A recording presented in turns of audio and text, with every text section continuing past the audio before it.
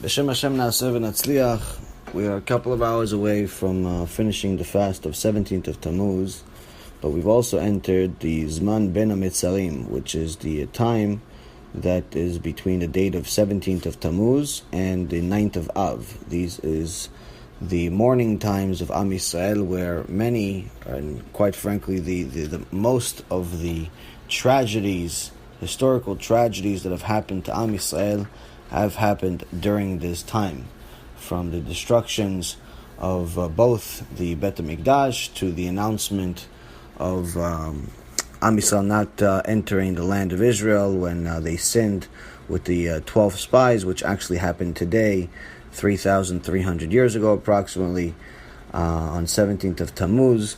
And so there's certain halachot and certain things that we need to know about this time that I wanted to cover, not only about today, which even though it's almost nearly over, it's always good to know for future reference, but also for the whole month and what's going to happen, because there's a pretty significant difference in some of the minhagim, the customs that the Ashkenazis and Sephardics have, and it's very, very important to know the difference, not necessarily because there is a difference between us, chas v'shalom, but rather because if you see someone doing something and you know you're not doing it, or vice versa, you should never look at anyone with a unfavorable eye. You always have to understand that there are different customs amongst the different traditions of Judaism, and nonetheless, the Ashkenazis have actually been very machmirim, very stringent in their mourning of this time of the year, this date, and rightly so. Not only because they, it's actually a good thing to mourn during this time when we've lost so much throughout history, which we'll go over in a second, but also historically, the Ashkenazi Jews have suffered much more than the Sephardic Jews did. Ashkenazi Jews have suffered much more from the pogroms, the Spanish Inquisitions, the Holocaust. A lot of these things, most of the suffering was by Ashkenazi Jews, whereas even though the Sephardic Jews have also suffered, it's not comparable. So it's always important to know that when there is a choice of whether to mourn or not to mourn during this time of the year, it's actually a good idea to mourn, because either you, your grandparents, your great-grandparents, or even just your brothers and sisters from the other traditions have suffered during this time. So it's very good to connect to it and ask Hashem for mercy. There are 5 things that have happened happened today on the 17th of Tammuz. The Gemara in Masechet Ta'anit mentions the breaching of the walls of Jerusalem. This is Gemara Masechet Ta'anit, page 28b.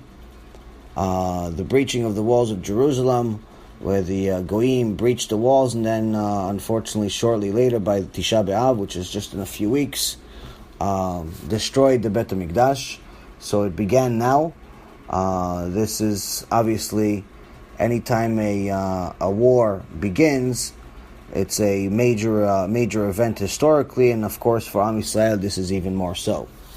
Also, there was on the same Gemara, Masechet Ta'anit, it says that they were no longer doing the Tamid offering, one of the sacrifices that was one of the things we got from Moses from Mount Sinai as one of the laws to do, was discontinued. It was discontinued on the 17th of Tammuz. There was also a burning of a Sefer Torah by Apostamos, a placing of an idol in the Holy Temple, in the Bet HaMikdash, by the Goyim, and also there was the most notorious event that happened actually during this time, is that the 2 tablets, the 10 commandments that Moshe Rabbeinu received from Hashem in Mount Sinai, the first set, this is the time actually when he came down from Mount Sinai and saw that Am Yisrael was sinning with the golden calf, and destroyed them. He broke the two tablets. So this is also in Gemara Masechet Ta'anit, page 28. And now, to go over into this particular day, we all have to understand that when Judaism has a fast, it's not a fast just because we have nothing better to do. There's obviously a physical fast and there's a spiritual fast, meaning that a spiritual purpose for the fast. The physical fast, the purpose of it is that we limit the amount of material that we consume each and every day. And I think that anyone that's close to Hashem should take this into account and maybe even add some fast to his life, because there's so much material in this world that we consume every single day. But nonetheless, even if you can't or you don't want to, at least the fasts that are decreed by the Torah is things that we have to do, and we should be happy to do, in a sense that it's giving us a break from the material world by limiting our intake. The second part is the spiritual part, which is just fasting by itself and hanging out with the friends and the family and talking and babbling about nothing defeats the purpose of the fast. The whole purpose of the fast is to learn why we're fasting. Learn the halachot, learn the story, read the history, read what happened to our ancestors. This is not just a history book and it's just something that happened and too bad for them. This, unfortunately, in a secular world or in a disconnected world that we live in, it's very easy to think, oh no, it's just something that happened a couple thousand years ago. What's it connected to me? Well, you know what? You obviously know someone that is connected directly, or you perhaps yourself are connected directly to the Holocaust. And if anyone dares to mention anything about the Holocaust, immediately the AIPAC and every single Jewish organization, rightly so, attacks that person for denying the Holocaust or for saying anything negative about the Holocaust because we feel close to it.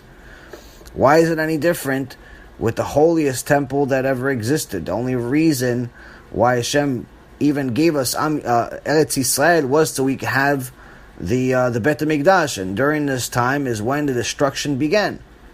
So obviously, if we're not connecting to it, there is obviously a disconnect with our Torah. So now the laws of during this time, these next 3 weeks until the culmination, which is on Tisha B'Av, are very good to know and very important to follow. There are many laws that are actually, there's only a few laws as far as halachot of what happens during this time, but there are many minhagim. So you always want to make sure you check with your local rabbi to see what the local minhag is, if you don't already know it. One main thing that it also mentioned in the Gemara Masechet Ta'anit is that during this time, on page 29, Rav Papa said that a Jew who has a lawsuit with a Gentile should avoid him during the month of Av in general. The month of Av, which starts in about 13 days, is generally a bad month. It's even though the Gemara states in Masechet Shabbat, page 156, that the Jews are not absolutely dominated by the astrological forces, nevertheless, the Gemara mentions that this is actually a time where the mekatreg, the prosecutor, goes against us during this time because of the unfavorable things that have happened throughout history for a reason. So one should not rely on his prayers and his merits during this time, and just be safe by declining to putting himself in jeopardy. One of which being in a lawsuit with a Gentile, which means that if you have a lawsuit with someone during this time, you should do everything you can to postpone this lawsuit to be at a different time. And the Gemara also mentions that a favorable time for us is actually during the month of Adar. That's a good luck month for us Jews. So even though we're not necessarily, as Jews, relying on luck, there is a time of favorability and there is a time of unfavorability for us. The Chazal mentions to us that 12 months were given to the world, to Am Yisrael, and 10 of them were inherited by Jacob and 2 by Esav. The 2 are Tammuz, which is where we're in, and Av. But even in Av, he did not, Esav didn't take the whole month. He only took up till the time of Tisha B'Av. So there's 2 times that are unfavorable times for Am Yisrael, and we see throughout history, whether it's the Holocaust, or it's the pogroms, or the Inquisitions, or the destruction of the first or the second Beit HaMikdash, or even the events that happen in Mount Sinai in the desert, generally have happened at a focused time of Tammuz or Av, the two unfavorable months for Am Yisrael. So now, a few things we need to know about this time is that this is a time where for both Ashkenazis and for Sephardics, we do not say Shechianu, the blessing of Shechianu. We do not say on things like, for example, if you buy clothes, you're supposed to say Shechianu, then you don't say it. But there are certain exceptions. So obviously, if there's a Brit Milah, you say Shechianu. There are certain exceptions of when you're supposed to say the Shechianu prayer. But generally, you limit the amount of times that you do Shechianu. Also, celebrations during this time between the 17th of Tammuz and the 9th of Av are strictly forbidden. No weddings, no all types of different birthday blessing parties and things of that nature are strictly forbidden. And this is actually for both the Sephardics and for the Ashkenazis. For the Sephardics, the Ben Ish Chai, and also in Magen Avraham it mentions it. So obviously this is not just a minhag of not having celebrations of weddings and things of that nature. We have to make sure that we limit celebrations during a time of mourning. But if there's such an event like, for example, a Brit Milah, you cannot delay it. Then you do have the Brit Milah, and even if you're Ashkenazi, you're allowed to attend it. Also, there is no music during this time. There are many sources that talk about how there shouldn't be any music in general during this time. But if you look at the previous sources, I heard a lecture by Rav David Yosef, one of the Gedolei Ador, and Rav Ovadia Yosef Zecher Tzadik Livracha's son, mentioned that he looked into this and that you can't really find much about music in general in the past for Am Yisrael as far as laws about music. And the reason why is because in generally it's doubtful if Am Yisrael is even allowed to hear music at all. Because we're not really supposed to be that happy since we don't have our Bet Mikdash. Now, of course, both the Ashkenazis and the Sephardic poskim are lenient in this regard when it comes to music that is holy music, when there's praising of Hashem, that we're allowed to hear. But when it comes to secular music, this nonsense that people have, whether it's rap or hip-hop or trance and techno and all this spear music that's out there, this is strictly forbidden, not only now, but in general. But obviously, if you can't do it throughout the whole year, at the very least you can do for Am Yisrael and for your connection with Hashem is to limit your music during these next 3 weeks. The Zohar says that, as I mentioned before, actually, that the 12 months that were given to Am Yisrael, 2 were to Esav and 10 were to Yaakov Avinu. But in addition to this, it also says that Esav, when he found out that Yaakov stole his blessing, if you will, he cried 2 tears. And he cried 3, but the third one went back in. And in our laws of chalav and basar, of milk and meat, we know that there's a term called bitul, which is 1 out of 60. If there's 2 different flavors, if let's say there's a piece of meat drops into a pot of milk, it's 2 distinct tastes. If the milk is 60 times more in quantity than the meat, then you could take out the meat, wash it off, and the milk is still fine.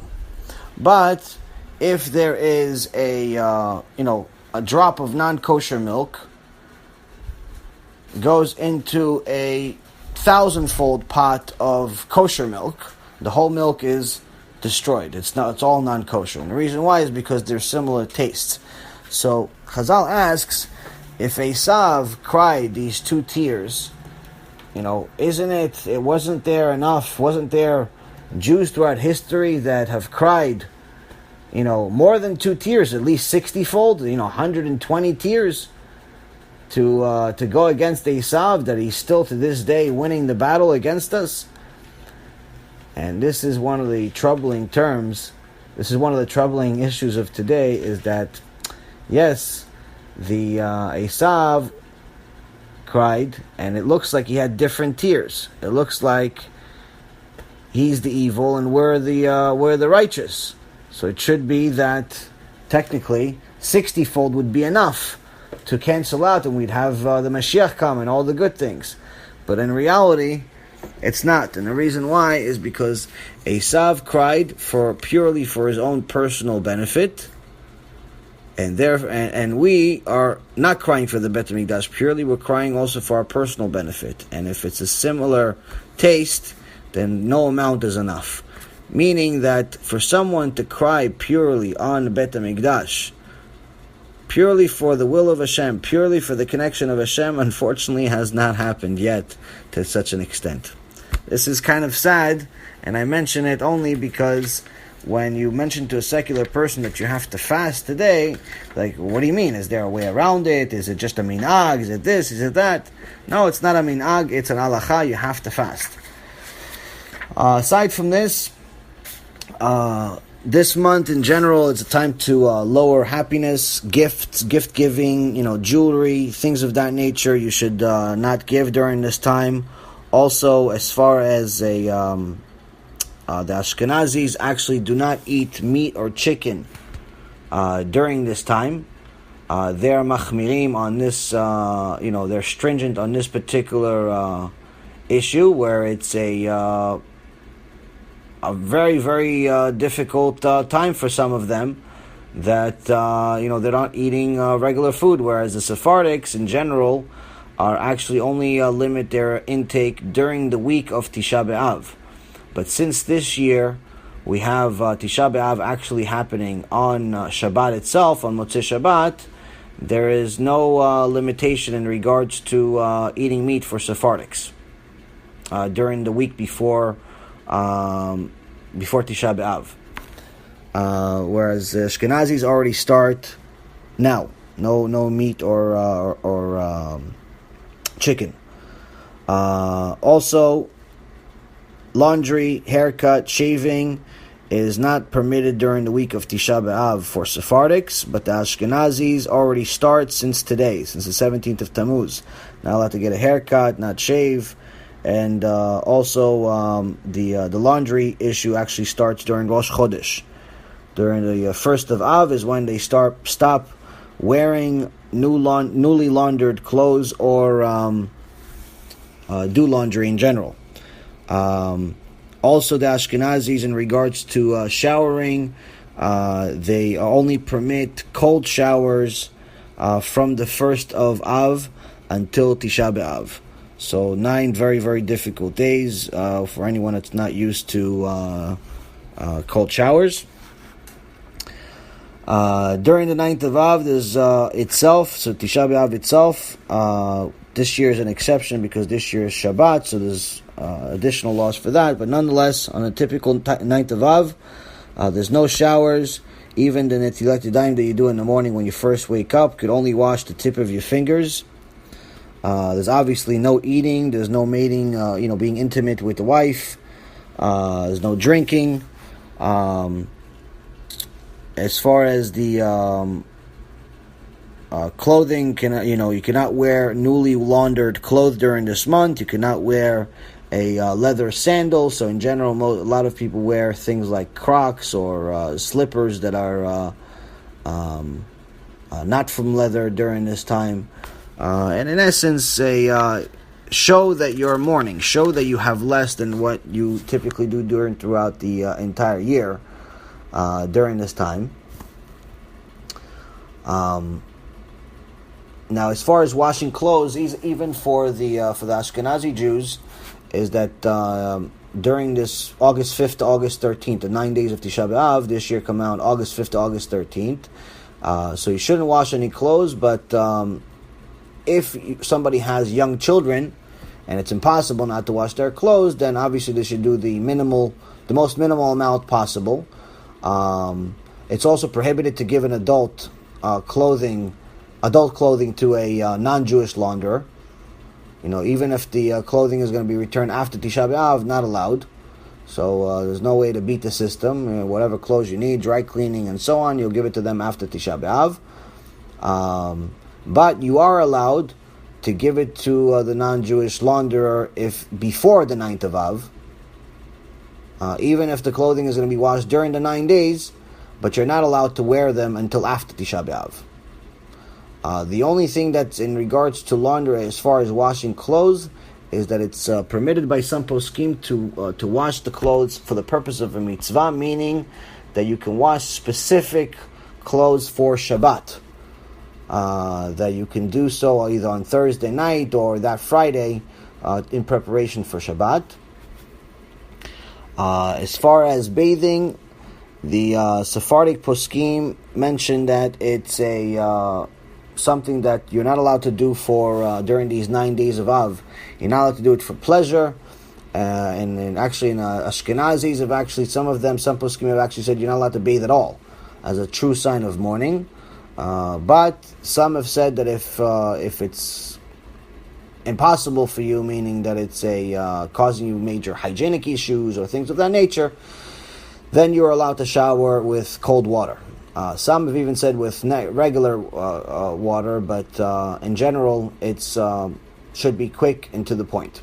No shaving is permitted by either side, whether it's the Sephardic or Ashkenazis, unless in some poskim in the Ashkenazi side, I've actually said that if someone's business is going to be compromised by not shaving, some actually say you're allowed to shave. This is a more of the modern side than the Orthodox side, but nonetheless, someone that has an issue with shaving, then obviously this is you could rely on that.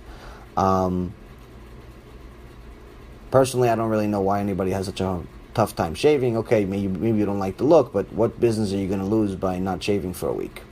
I don't know. If you have that kind of client, you probably should change clients or career. Swimming is strictly forbidden, whether Ashkenazi or Sephardic during this 9 days, except a woman is allowed to go to the mikveh during this time, obviously.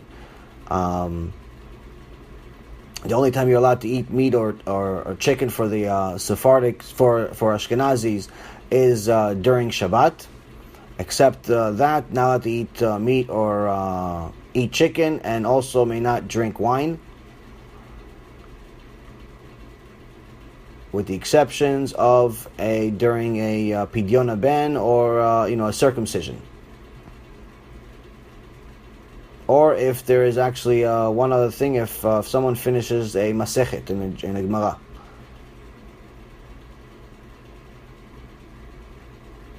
That about covers all of these rules in so many words. I think that someone that wants to connect to Hashem, wants to really take advantage of this time and limit their material intake, limit their physical needs.